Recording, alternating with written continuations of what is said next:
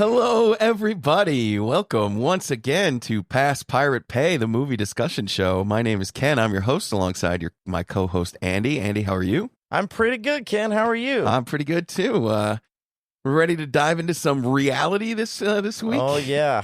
Time for some reality. That's right. We are hitting a trio of recent documentaries this week.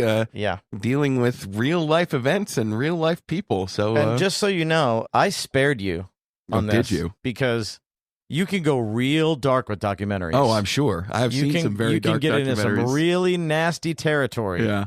So I kept it kind of lighthearted, I think. Yeah, for sure. That's definitely true. We did not go particularly dark. We didn't go to like murder porn and stuff like that. Right. There's a lot of it. There's no shortage of that. Yeah. People do love their horrible true crime nonsense and stuff like that. All kinds of awful crimes. Yeah. Well, that's good. The fairly lighthearted ones we got this week. We're going to be discussing Secret Mall Apartment. We're also discussing Trainwreck Poop Cruise and My Mom Jayne. So yeah, we got those three. Should be pretty interesting. Yeah. So let's dive right into it. All right. What are we gonna go chronologically? Yeah, always? We'll go chronologically. These are all the oldest of these movies came out last year, so we're in current territory. Okay. But we'll start in 2024. Secret Mall Apartment, which is directed by Jeremy Workman. This is a story I had no idea about. I'd never heard of this. No, me neither. But yeah, so in the early aughts, 2003 or so, this collective of artists living in Providence, Rhode Island, there's 8 of them, they decide that these mall developers who have landed this giant monstrosity right in the middle of their previously cool artistic neighborhood and destroyed a bunch of homes and, cool art installments that had been housed there. So these guys are like, you know what? Let's take it to these guys. And they figure out that there's this like large crawl space that nobody knows about. It is not being used in the middle. It's like room size dead space. Yeah, more than room size, right? It's like an enormous living room, basically like a huge studio apartment worth of space in the middle of this mall, in the bowels of this mall. So it's just like, let's do this. And, they set out to live there. They said they're going to be there for a week. That was originally their plan. But they wound up keeping the apartment there for 4 years. Before finally being discovered. This is a truly insane story. So that's basically the whole of the movie. This is we're looking at. I don't think it's a whole of the movie. Well, yeah, I mean, but that's the whole of the plot, I guess. Yeah, it's the core of the movie. Right. But what I found interesting was everything around it. Yeah, I agree with that. I agree 100%. Like this movie, so the main guy, the main artistic driving force behind the movie is this guy, Michael Townsend. And he is just an artist living in Providence. And he, throughout the course of the movie, we see all of these things that he does where like he goes to work at this children's hospital. His signature thing is he does tape art. Right. Which I'd never heard of. I never heard of this either. He basically just takes like colored masking tape and makes drawings with the tape on the walls of these places, right? And so the first place we see him doing it is this children's hospital in Providence. And we hear from the director of the hospital or whoever, as she's like letting him work with the kids. So he goes to these kids who have cancer and whatever, other kind of childhood maladies. He takes them and they just make art on these walls. Yeah. And the kids help and they make these murals and it's just masking tape, right? So at the end of the day or whenever it's time to do the next one, you just peel the thing off the wall and make another one. And they're just constantly revamping these murals and they look amazing. Yeah, they do. Like super cool, like really artsy looking displays just made out of masking tape. It's crazy like how cool they are.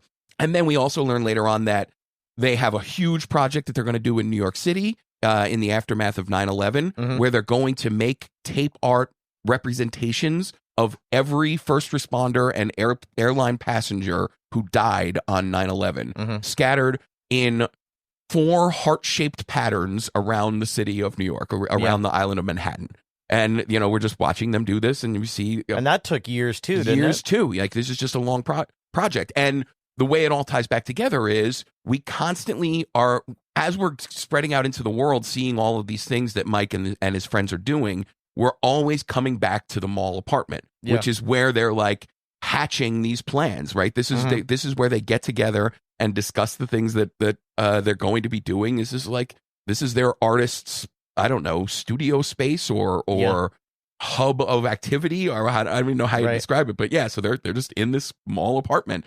And one of the coolest things about this guy, Mike Townsend, is that like he's constantly emphasizing the fact that for him, there's no distinction between art and life, right? So the fact that he is basically living in this apartment in the mall is an art project. Is an art project unto itself, right? And so yeah, like he is just a person who is always making art, and for him and all of the artists in this movie, it's just like art is not something to hang on the wall and look at. It's life, right? And it's like the experience of making it, the experience of taking it down, the experience of enjoying it, or what it means to you, or talking about it. That's the whole of the art. That's what the art is. Yeah. And it's just like this movie does a thing that I find it doesn't happen very often, where I see a person and I'm like, wow, I have wasted my life. Like, and it's not like this guy is doing anything that is life-changing. It's not like he's curing diseases or saving lives or anything like that. No. But he's going out. It's so pure, right? He's just going out into the world trying to make anything he encounters a little bit better. Yeah. Right? And that's the art for him. He just wants to improve the lives of everyone he interacts with just a little bit, in just a small way. And he just seems like, I mean, I know the movie is told, a lot of it is from his point of view, but he just seems like a really amazing, interesting person. Yeah. It's just like, I would love to meet this guy. And like, I'm, dealing poker to millionaires to support my drinking problem. And it's like, this guy is out there just doing cool stuff. And like, wow. Yeah. I have really shit the bed on this existence of mine. Yeah. Well, it shouldn't make you feel that way, Ken. I mean, maybe it inspires you to do more. Yeah, that would be great. That would be cool. And you are out there. You're doing a creative project right now. That is true. You are making art right now, Ken. That is a fair point. You and me are doing it right the fuck now. So let's not be so hard on ourselves. But yeah, so like the thing about documentaries for me, it's as a person who we rank movies on this show, right? We pass Pirate Pay everything, and it's just like when I watch a documentary, it's a lot of times it's hard for me to differentiate between the story and the storytelling, right? Like in a fictional movie, it's way easier for me to look at a thing and be like, this is the way the story is told is done well, not done well, whatever. Yeah. With a documentary, it's because you're looking at stuff that's actually happened. A lot of times the tendency is just to be like, wow, what a cool thing that this movie is documenting. Yeah. But in addition to that, I think this is like really good movie making. Yeah. I think this documentary is just really, really well made. Yeah.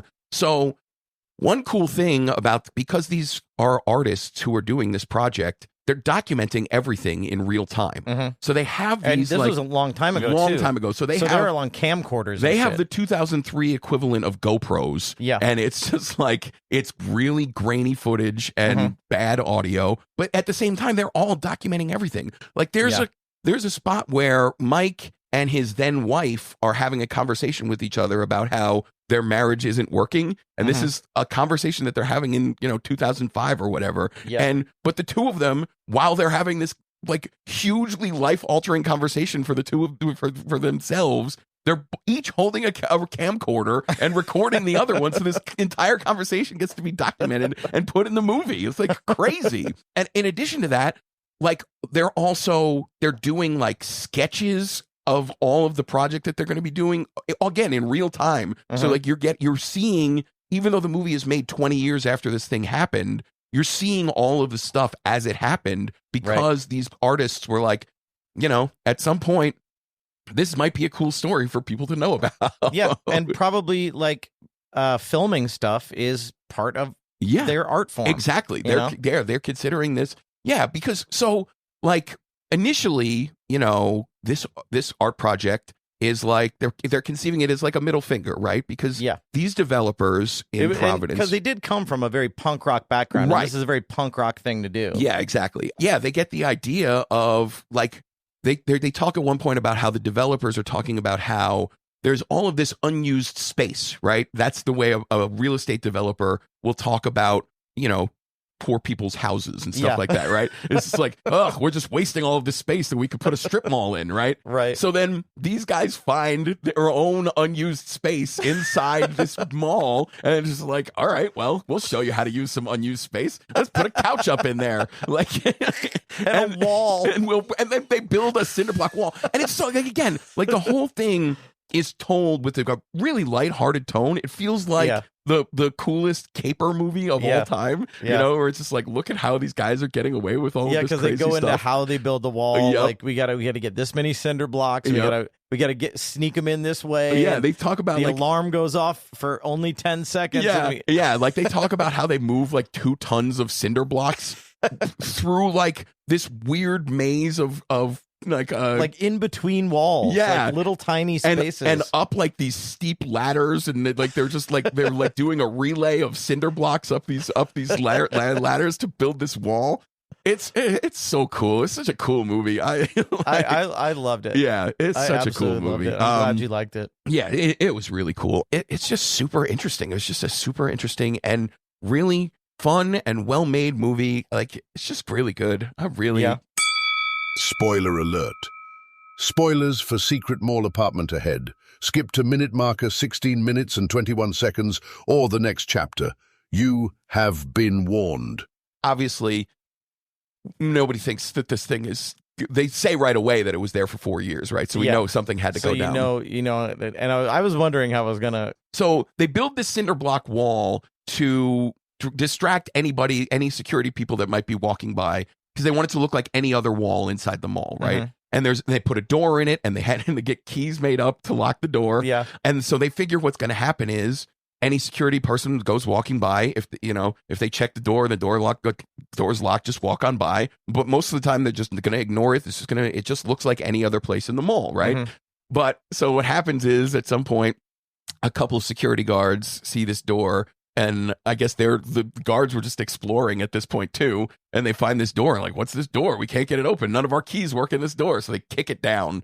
And at that point, it's like, okay, game is up. So they decide. All the artists decided, okay, we can't go to the mall apartment during the day anymore. We got to stay away from here. Yeah. But Mike, he just can't stay away. He's got a friend in town. He takes her to the apartment, and in come these suits. And they bring them in, and they're like, and there's a really funny bit about Mike talking about the different ways that this interaction with these guys could have gone, where it's just like, we could make a run for it. What if we make a run for it? And they do a reenactment of making a run for it. Or it's like, or what if I just warmly welcome these guys into my home? And he's like, him hugging them, he's like, oh, welcome to my place. This is it. But yeah, what eventually happens is they arrest him, and he is charged with trespassing. They give him only probation, and he is barred permanently from the premises of this mall in Providence, Rhode Island. Didn't they have an inside man at one point too? Yeah, exactly. There's a guy working at like Pottery Barn or something who is also like, he had gone to the Rhode Island School of Design, which is like the huge art program for the entire Northeast, right? Yeah. And so he was there, but he's now working at Pottery Barn making like shadow boxes for bourgeois idiots, right? But like they're talking to him about it, and he's like, yeah. I think I could figure out a way to you can get your mail delivered here, so this could be your actual residence, like, stuff like that. And yeah, I mean, it's just super cool. I really thought that all the art stuff, like, that was really, really inspiring. Like you said, absolutely. Like someone devoted to only making art, not caring about the commerce side of it. Yep, absolutely. Not caring about fame. Yep. Not just I just do this thing and this is what I do. Yep. And it's just really cool, man. Really cool. Really, yeah. Like there was a bit about an art project that Mike had done before the mall apartment, where there was like a tunnel underneath some train tracks, and he just like built a sculpture garden there, and it's just like that was really cool. Total. It's like in right above a sewer or something. You have to like climb down into it. Yeah, it's like, not a gallery. It's a place that nobody is going to happen upon, right? Right. But eventually, it's like word starts getting out, and it's like, oh, we just gotta go down into these tunnels and do all these things, and we can go see this cool sculpture garden. And it's just like they show footage of it. It's just like these weird mannequins floating underground on wires and strings and stuff. Yeah, just super cool. Like, yeah, I mean, these guys. I'm really, really envious of these guys' dedication to their art. You know, it's just like it's really, really inspiring and really cool to me that this thing had happened. And I don't know why it took 20 years to get this movie made after the whole thing. I think it would make a good like regular movie. Yeah, that's true you too. know? But yeah, I don't know. Whenever that happens, whenever they make a great documentary and then they try to make a fictionalized movie of it, it never works as well for me. I always prefer the documentary with the real people. Yeah. Like, you ever see Man on Wire about the guy who did a tightrope walk between the two? They did make a movie about that. And then they made, with Joseph Gordon-Levitt, they did like a fictionalized version. And it's like the documentary was just so much better. Yeah. So I don't know. I always prefer the documentary version. But that said, if somebody decides to make a fictionalized secret mall apartment movie, I will be there. You can count on that. I will go see that. Right on. So what would you give Secret Mall Apartment? Can a pass, pirate, or pay? Oh, this is most assuredly a pay for me. Yeah, me too. I mean, this movie is remarkable. Me too. I think it's still on the festival circuit. Is that I don't right? know how it got on our thing. Wow. It is not available to see anywhere. Yeah, I actually felt that this very rarely happens. I actually felt bad that I didn't pay to watch this movie. Yeah, I would like to support these people in their art because they don't make a lot of money, and I would like to support them in their endeavors. Yeah. It's just So don't be like me. Pay for this movie. Yeah, yeah, me too. I'm gonna pay too.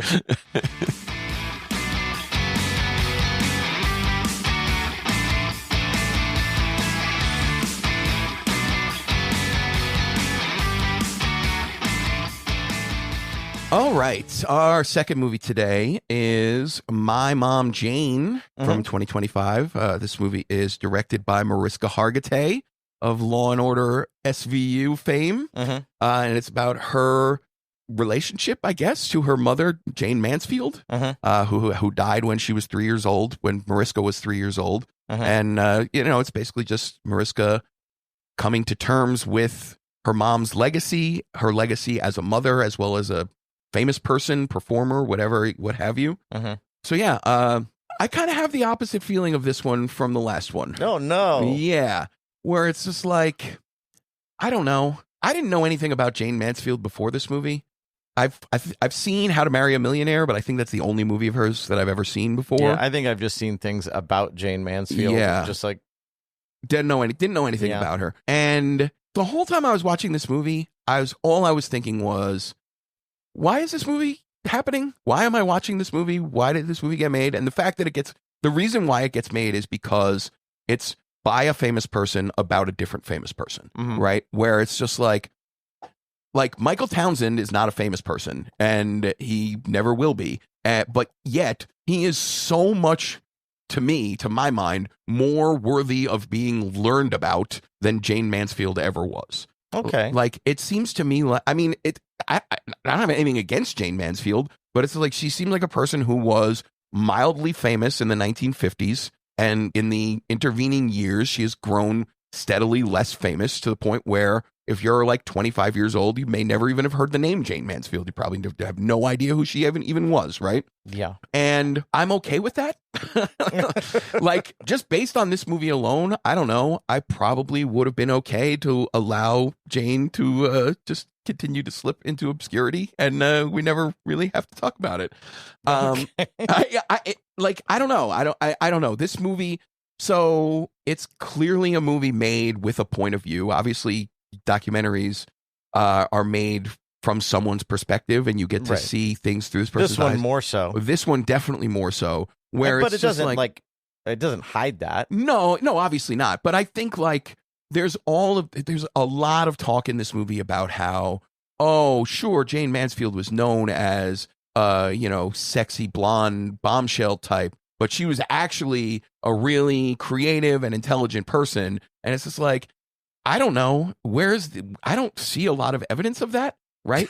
Where it's just like there are spots where there's stuff like she goes on the Ed Sullivan show and she plays the violin and the piano. And it's just like, yeah, she's a pretty mediocre violin player. That's cool. Like, again, if she weren't a gorgeous actress, Hollywood starlet, she's never going to be on the Ed Sullivan show to play the violin, right? It's just like they're not inviting her on because she's good at this job. They're inviting her on because of the way she looks and because of her fame at the time. You know what I mean? And so I don't know. I don't know. It seems very strange. It's not a bad movie by any means. It just seemed like kind of a waste of time to me. I don't know. I thought that like watching Mariska Hargitay and her siblings like kind of come to terms with these things as adults was kind of interesting. Yeah. I mean, it's for sure true like that. Because there's a lot of stuff that like your parents don't tell you. Yeah. Very adult things that happen in their lives that they don't tell you that you may or may not figure out till later. Right. And when they're famous, there's a bigger spotlight on it. Right. So they're figuring these things out. Spoiler alert. Spoilers for My Mom Jayne ahead. Skip to minute 26 or the next chapter. You have been warned. What happens is at some point we learn Mickey Hargitay, right, exactly. Yeah. Mickey Hargitay, who raised Mariska from the time she was 3 years old after her mom died until, she was an adult. Oh, didn't he raise her the whole time? Yeah, but from in the early ages it was the two parents raising her, right? So, yeah. So so he raises her, he's her dad for the entirety of her life.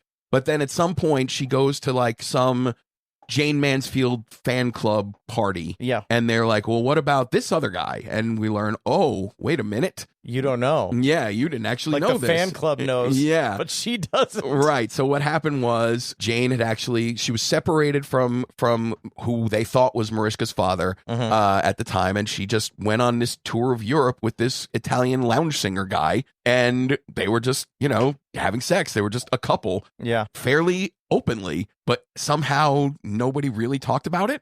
And then when Jane Mansfield and Mickey Hargitay they reconcile, it's just like, and I'm pregnant, and nobody's like, oh, okay, cool.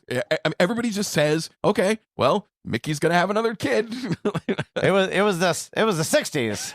The 60s, Ken. It was the swinging 60s. Swinging 60s. I guess so. Obviously, this is a big revelation. There's a lot of family drama that I guess is noteworthy, but I mean, this is, how many hundreds of thousands of people in the world have similar stories of parents. Oh, especially now that 23andMe is a thing. Right, where a lot of skeletons coming out of the closet with that thing. Yeah. But yeah, you're right. So there it is a little bit of an interesting thing where it's just like Mariska Hargitay basically learns that she has two fathers. She has a biological father and the guy who raised her her whole life. And she has to come to grips with what that means. And does the fact that she has this guy who is half of her DNA but was never there while she was growing up, what does that mean for her relationship with her now deceased adopted father, basically, And yeah, I thought that was kind of interesting. And again, like you said, her interactions with all of her other siblings, that's also kind of interesting. And then we see that she's later in life, after she learns the truth, she's developed a relationship with her two half-sisters from the Italian lounge singer guy. So she gets to develop that bond and basically have another family, which is cool, right? It is a cool thing to have this, the I forget the guy's name, the Italian dude, but it was a cool thing where it's like, it's not like he was a deadbeat dad. It was like, he looks at the situation. It was like, she has a dad. I'm not going to get involved and insert myself into this 3-year-old girl's life. Yeah. Because she already has a family that loves her and I don't need to be a part of that. Right.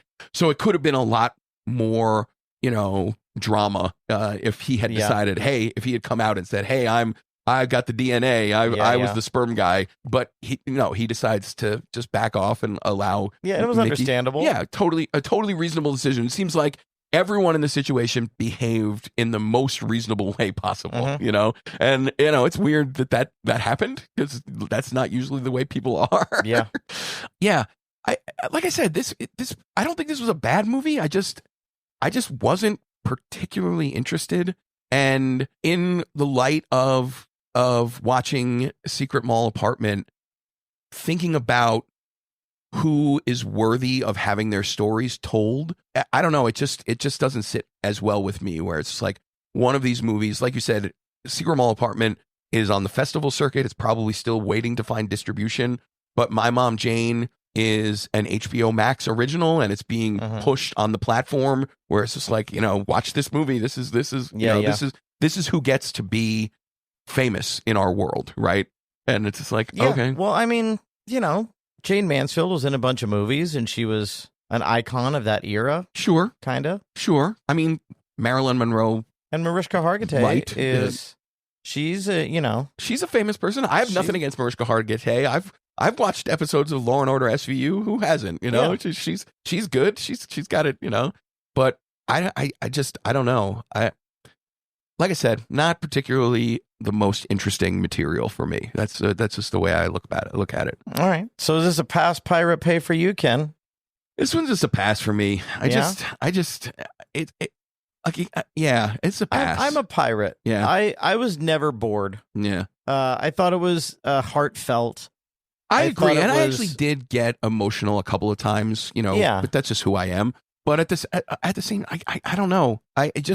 One thing that did kind of, I don't want to say irk, but kind of like bug me a little bit was when you have an actress like Mariska Hargitay, and she's in a documentary being herself. Yeah. Some of it felt a little acty to me, and it probably wasn't, but it felt that way just because I've seen her act before, so there was a little bit of that in there that I was kind of like, so the emotions, not all of them hit correctly for me. Yeah. I feel like a lot of the emotional stuff was overplayed a bit in this movie too. It's just like we're really trying to grab everyone's heartstrings with the way these stories are built, from the very beginning, where we're watching the start of all of the interviews she's doing with her siblings, and every single one of them was like, I don't know, I don't even know if I want to be talking about this. I just don't know. And then, but then it's just like we're doing it anyway. I don't know. I know I've said this. It's not bad. It's not a bad movie. It's not a pass. No, it's not bad. It's not a pass from me because it's bad. It's a pass from me because I just don't think it's worth your time. Yeah. I'm a pirate on it. Yeah. I think it is worth your time. Yeah. All right. But not really mine. All right. That's it then. All right.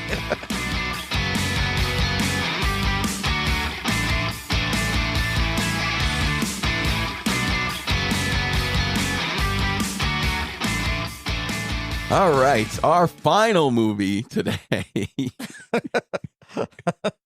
is Trainwreck Poop Cruise. Oh, yes. So saved the deepest, most emotional one for last. Exactly. So if you go into this movie expecting to see a movie called Trainwreck Poop Cruise, you will not be disappointed. This movie is the definition. I am so glad they landed on that title. Because they were throwing around a bunch. Yeah. And then the one dude in the back goes, the one stoner goes, what about Poop Cruise? Yeah, about Poop Cruise.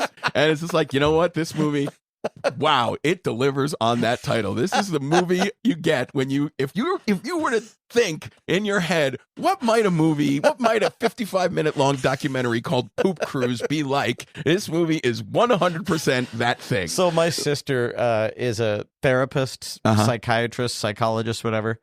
And she watches the worst documentaries. Right? She loves those. Yeah. The worst. She's always recommending them. And I look at the little description. I'm like, no. Yeah. That is awful. I'm not watching that. No. And she's always recommending. But we do watch a lot of the same ones. And she goes, have you watched Poop Cruise yet? And I go, no, I haven't. She goes, I would much rather watch the murder stuff. This is way grosser than the murder stuff. Oh, my God. So, yeah. So here's what happens. Again, this is one of those stories that it seems like from the movie, it seems like it was a fairly big deal in the media. Yet I have no recollection of this happening. barely do. I Yeah, think. But so there's been so many. Yeah, Like, this happened in like the late aughts, right? It was like 2008, something like that, I think, is when it happened. Oh yeah, it was a long time ago. Yeah, it was a while ago. Yeah, so what we get is the movie is told from the point of views of, you know, several people, groups of people who were on this cruise ship. There's a bachelorette party. There's a dad who was there with like his 12-year-old daughter, a young engaged couple, and the woman's father. So the guy is there trying to like get in good with his father-in-law. with his soon-to-be father-in-law. And then there's also people on the crew. There's like a Russian bartender who's like a chef. Yeah, and a chef and all these things like that. Yeah. So that we tell the story. It's supposed to be, it's like Gilligan's Island, right? It was supposed to be a short little excursion, and then things go horribly awry. Yeah. It's supposed to be a cruise from Galveston, Texas to Cozumel and then back up. And basically what happens is, once they are leaving Cozumel, the very like first 10 minutes of this movie, everybody's like, "Oh, we were having so much fun on the way down to Mexico. It's so good. Yeah. It's a great time. It's a blast." Don't they interview like a woman who's like the ambassador? Yeah, who just make sure everybody's having a great time. Yep, she's the cruise director. She's like the MC of all of the right, fun it's like stuff. The voice that's supposed over to be the happening. PA and everything. Yeah. Yep, this British woman with the with a fun British accent.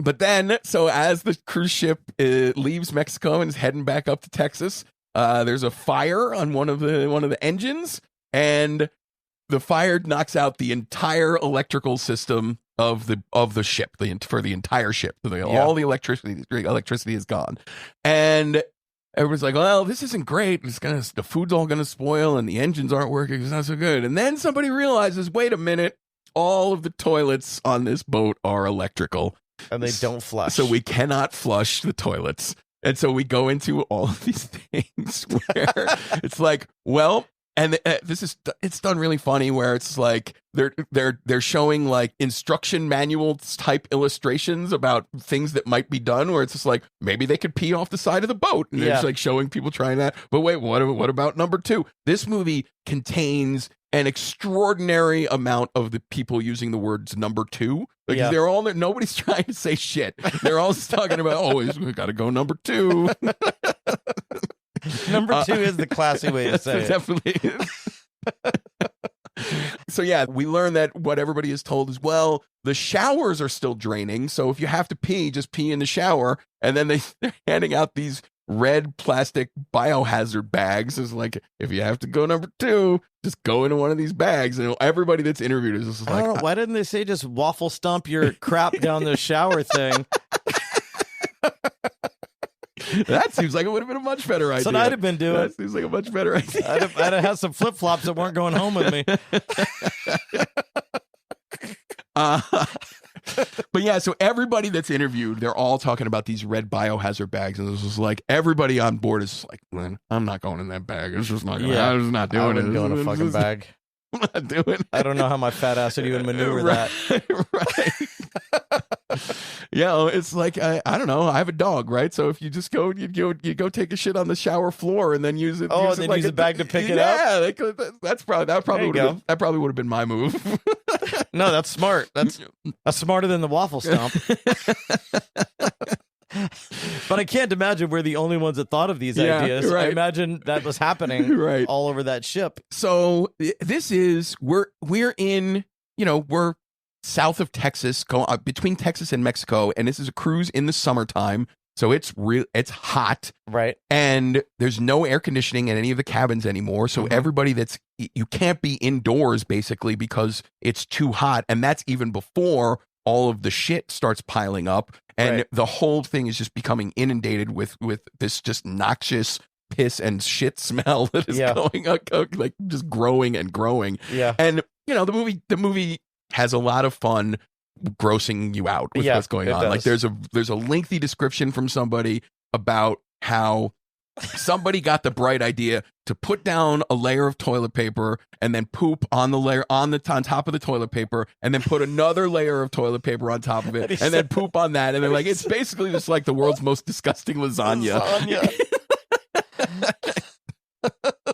And it's so gross. And then the way the situation, the way they figure out how they're going to resolve the situation is the boat's dead in the water, right? So they're like, well, we just got to get a tugboat to drag us back to shore.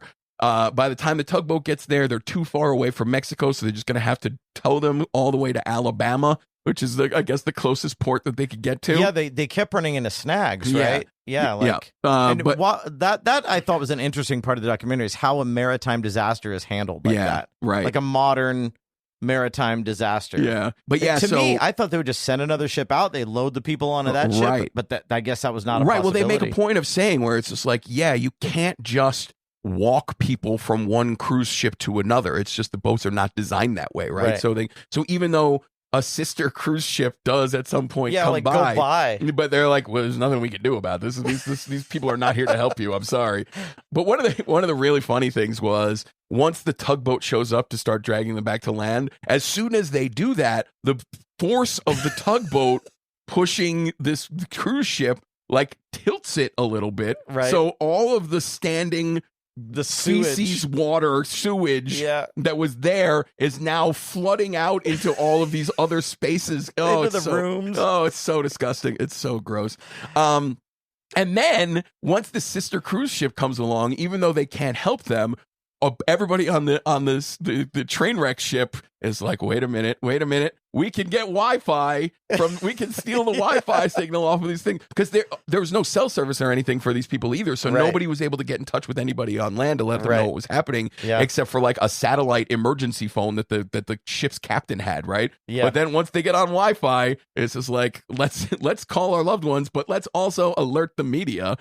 And like there's a bunch of interviews with Brooke Baldwin from CNN about how once they start hearing about all of the poop cruisiness of this boat, it's like, this is the story that everybody's gonna want to hear. And then like she's talking about how for like a week CNN, all anybody wanted was them covering this poop cruise. And that's what happens when you get Wi-Fi signals to people who are trapped. Great. It's pretty unbelievable. I mean, this movie is thoroughly ridiculous. And what is your relationship with cruises? Have you ever been on one? I've never been on one. I never have. I've been on one. Yeah. And I went on an Alaskan cruise. Okay. And I didn't hate it, but I didn't love it. Okay. I think if you're from Vegas, cruises aren't that impressive. Yeah, it makes sense. You know, like I remember being on the deck and they did a big dessert buffet one night. Yeah. And they had all these desserts laid out. And I heard a guy behind me goes, "Have you ever seen this much food in your whole life?" And I'm like, yeah, at the Fiesta. Right. Yeah. On a Vegas. Tuesday for $4.50. Yeah. Yeah. So it's just like it's like a shitty floating Vegas. Yeah. And they try to like get you in the casino and get you in the showroom and I wanted to see Alaska. Right. You know, yeah. I wanted to go see Alaska. If I were going to go on a cruise, Alaska seems like definitely the one I would want to go on. Right. And it was really cool, man. That we did some glacier stuff.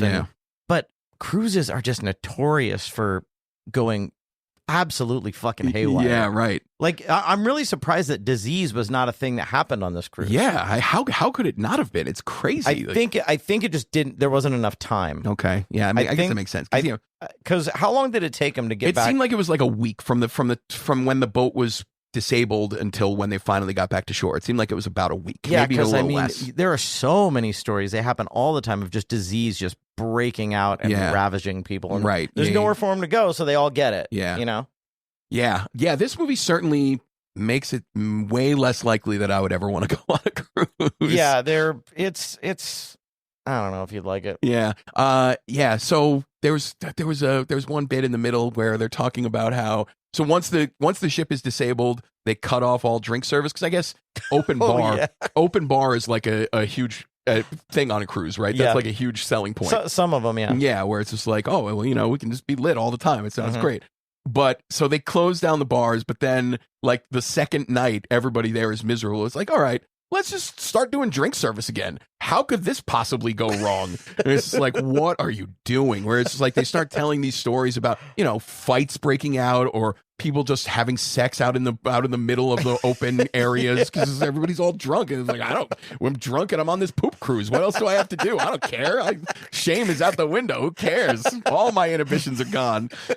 Whereas like this is a terrible, terrible idea. Not to mention what you're probably going to increase your bowel discontent by getting yourself all liquored up? That seems like really? Yeah, you don't have that where you wake up the next morning after you had a bender. Like the whiskey shits? Yeah. I don't really get them. Oh, really? Well, consider yourself lucky. Sometimes when I drink too much Guinness, I'll take a big old black shit. Black as a moonless night. Oh, yeah, we're doing well. This is a good podcast. It was too classy before. We needed to drag me in the gutter a little bit. Oh, poop cruise. All right, so Ken, I feel like I don't know where you're gonna go with this. Yeah. I don't know where it lands. Because you were grossed out, but you're clearly having a wonderful time. Yeah. So, would you give Poop Cruise a pass, pirate, or pay? This is like the definition of a pirate for me, where it's just like you have no reason to financially support the people who are making this movie, but at the same time, this is 55 minutes of your life. It's not that long. It's fun. You're not going to be bored. Just give it a watch. It's fine. I really like you said, they were having fun with it. Yeah. Like I really like that approach. Yeah, the tone of it was so lighthearted, where it's just like, what else are you going to do with a story like this, right? You put a little foreboding music behind it and tell those stories just right. They could take a like dramatic tack at it. That movie sounds terrible. That would have been bad. That sounds terrible. I don't know what you can't call that movie Poop Cruise. So, but that certainly is not a movie I would like to see. Like the dramatic version of Poop Cruise. No, I pass. Thank you. But this one, it's a pirate for me. All right, cool. What do you give this one? Oh, I'm gonna give it a pay. Yeah. I'm gonna give it a pay. I thought it was way too much fun to pass up. I was laughing and going, ugh. I was having some very visceral reactions. Some very human moments. Oh, that lasagna bit. The lasagna bit was so hilarious. So gross. It's so gross. So and then funny. At the very end of the movie, I was a janitor, and I have seen that. Oh my God! I was a janitor in a building with software engineers. Yeah, and they're kind of like autistic a little bit. Yeah. And a toilet broke, and they did that on the toilet. Because they have their toilet, they take their shit in this one toilet. None of them. They don't take a shit in other toilets. So there were 3 other toilets that were perfectly clean. Oh my God. And there was one with like 3 layers of fucking shit on it. God. Oh my God. And it was broken and they weren't flushing it. So the movie does a thing, just really funny. It's one of the cooks who tells the lasagna story. Yeah. And then so at the very end of the movie where it's like they're showing where are they now? That kind of stuff where it's like this cook has never looked at lasagna the same way again. And they like show him with a plate of lasagna in front of him and then pushing it away. Like that's the perfect kicker. We're just that's the movie we're in. That's what this movie is. Oh yeah. All right. So we need to talk about next week. Yeah, let's do next week. The theme of this is we are doing right-wing movies. Yes. Not necessarily movies about right-wingers or for right-wingers, but kind of both. Okay. So we're doing Eddington. We're doing the new Nick Offerman movie, Sovereign. Okay. And we are doing The Sound of Freedom. Yeah. This is going to be fun for a couple of libtards like ourselves. It is. It's going to be quite the discussion, I think. Quite the discussion. Well, I can't wait. Let's do it. Can't wait. See you next week. All right. All right. Thanks for tuning in to Pass Pirate Pay. This episode was produced by the one and only Andy Morris. If you haven't already, hit that subscribe button on your favorite podcast app. We'd hate for you to miss out on all the fun. Curious about where to stream the movies we talked about? Head on over to passpiratepay.com. We've got everything listed with handy links on where to watch. You can also join the conversation on our Facebook page or stalk our cinematic musings on Letterboxd. Links are on the site. Got a movie or TV show you think we should review? Fill out the contact form, or this is cool, you can even text us right through the episode player on our website's front page. Thanks again for hanging out with us. Until next time, keep watching, keep rating, and keep it past Pirate Pay.